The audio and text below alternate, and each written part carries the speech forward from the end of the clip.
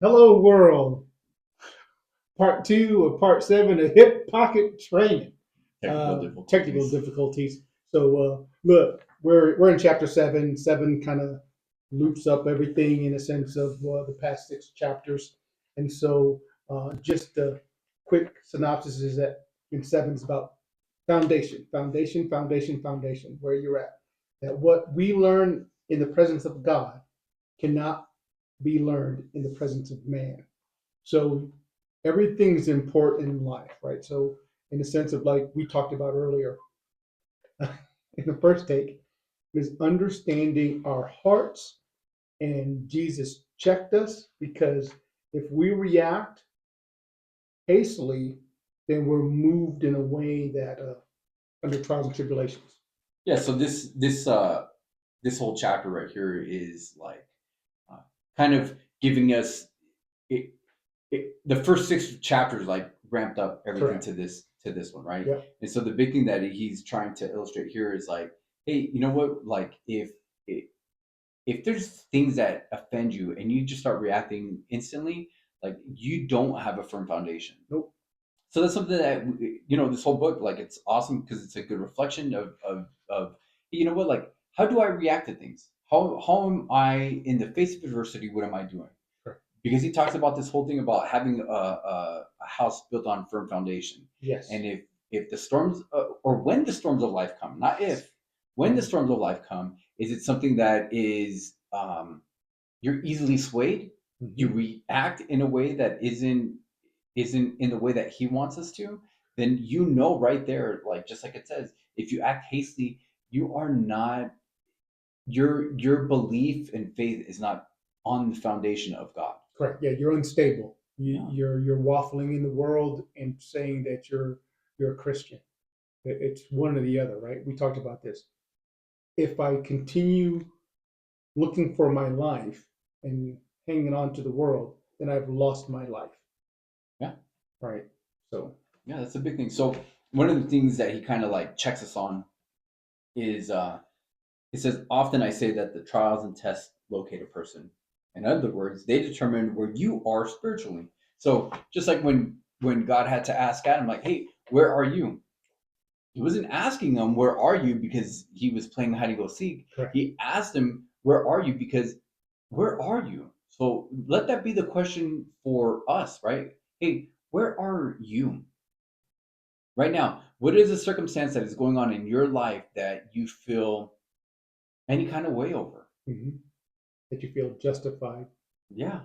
And In, where are you? Are you in the sense of entitled? Are you in the sense of being humble, like we talked about, yeah, right? yeah, Are you in the sense of frustration and running away from things, or are you staying put? yeah. Or yeah, taking offense to things and showing your character and its flaws. Where are you running to? There's really no other option. There is no other Where are you option. going to go? Right. That's the bottom line. Where are you going? And so he says that the trials locate a person. Mhm. They reveal the true condition of your heart. How you react under pressure is how the real you acts reacts. So a lot of the times we feel, right? There's been times where we feel like, oh, I got it all together. Like, how many times is this, right? Like, test me, Lord. No, Bro, Psalms no. 139. Go ahead. Yeah. So like Leave that you alone. you don't want to put yourself in that place where you are you're not ready. Right? Mike Tyson, Yeah, right? Like everybody thinks they know what they're gonna do in a fight until they get punched in the face. Right? yeah, that's true. And so Jesus has a discussion with the disciples, Yes. right? And he says, "Hey, who do men say that I am?" You're this. You're the prophet. Yeah. You know, And good teacher. and guess what? The disciples all chimed in when they knew, right? Because they knew what everybody was saying. They were tweeting. They're checking out the tweets. Checking out the tweets, right? So they knew what was being said about Jesus. But then he flips the script and he says, "Who do you say that I Yeah, am?" And that changes everything. it does. Because if you're going off of what other people's opinions are, if you're going to church and your only foundation is based upon what the pastor is teaching, No, and you haven't here's the thing: you haven't dug in and done your own meal prep to get to Receive. feed off the to To receive receive. and to feed on the word. And your only time that you're getting any kind of good solid biblical meal is based when somebody else is preparing it for you. Guess what? You don't have a good understanding and a right understanding. That's only going to last so long. Yep. Built on sand, like we said. Yeah, it's built on Storm sand. comes, because the storms will come, and you're going to waffle. You're going to run because your roots aren't dug in, uh, and because you're not rooted, your foundation is not solid in the Lord. Yeah. And so that being said, like what are you most frustrated about right now? Is it a job? Is it a relationship? Right? Is it with your children? Mm. Right? Because like if you have those conversations with your kids and you're like, oh, you're just so ungrateful and this and that, and it's like, I give you everything and I do. Well, guess what? Like you're not giving them the right things.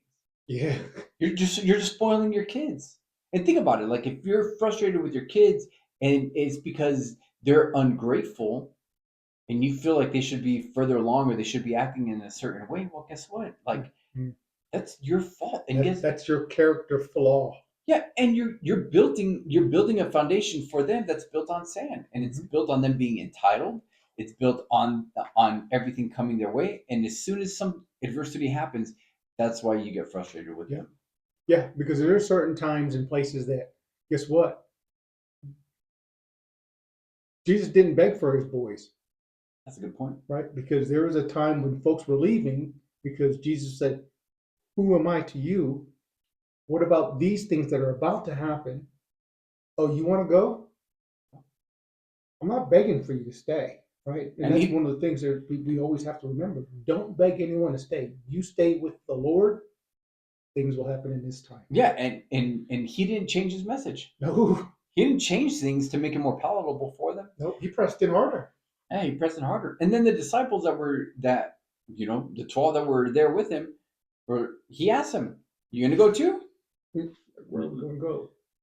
You're the living Word. Yeah, where are we going to go? You have the words to eternal life. And so like that's where our foundation, and that's what the author of this book is trying to say, like, hey, you know what, like we become offended because things don't go our way.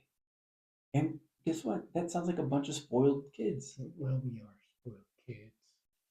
And it's I true. mean, literally, look what He did for us. Yeah, and we're ungrateful. Ungrateful, and He still gives us unlimited amount of grace and mercy. Oh, better yet, and unlimited amount of love. Yeah. So hey, that's this chapter. This chapter wraps things up. Hey, where are you at? How do you react to things? Yeah. One of the things that I've always loved, and Dr. Kevin Leman says it like, hey, you don't want to react to things, you want to respond to things. Yes. So reacting is when something doesn't. If you take medicine and you have a reaction to it, that's negative. If you take medicine and your body responds well to it, well, that's the right response, Right. right? That's the right way of looking at things. And so, how are you? This is a reflection.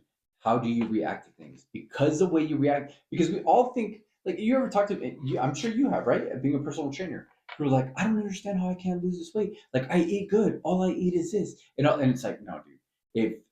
If all you eat is this and your body looks like that, something's not computing. It's just not. It's all based on input and output. Yes, So it is. no, I go walking every day and I don't know. Like, no, like you think you don't. How about you Right? take a daily log? Yep, for a week, and boy, they don't want to give me that list. Yeah, Because exactly. it's like, So wait a minute. Like those Snickers bars that I had, like that counts. Like right. So here's the thing. You have an idea, but you're not looking through it at the right lens, right? Yep. And so that's where he wants you. Yes. You are in a place, and it's based off of the way that you're reacting to things. And if you're reacting instead of responding, well, guess what? You're a little bit, your foundation is built on sand, yes. not on the solid rock. Yeah. So a few declarations, like we always do as we close out. You remember which one you got? Mm-hmm. I will seek the revealed Word of God to instruct me in every decision of my life With his word alive in my heart, I will not be easily offended by trials and tribulation that try to blindside me. When the storms of persecution and trials enter my life, I will not be swayed into making hasty, unfounded decisions. I will trust the Lord, my cornerstone, and will find my stability in his sure foundation. I praise you, Lord, for your revelation has taken root in my heart, and I know that you are the Christ, the Son of the living God. I am a living stone set on the established rock of the living word, and I refuse to allow offense to distract me. Last one.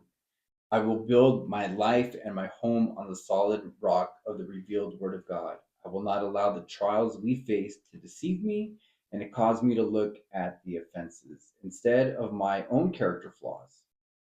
I will allow God's revealed word to transform my life and my home.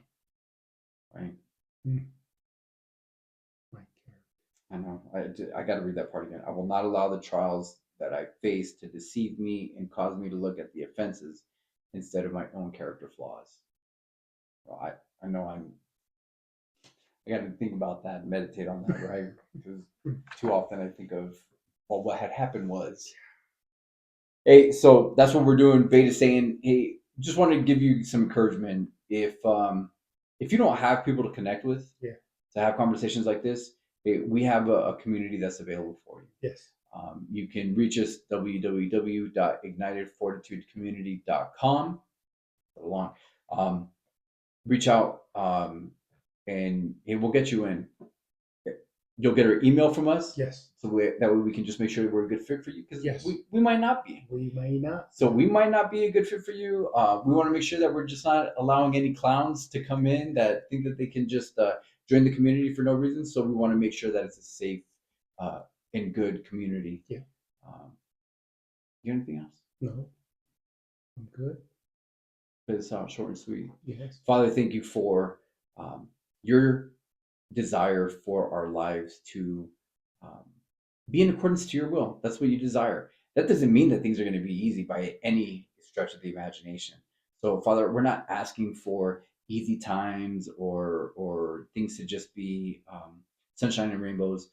Father, I pray for shoes that will not that will not deteriorate no matter how long I have to walk in them. Lord, I pray for strong ability to endure the things that come my way.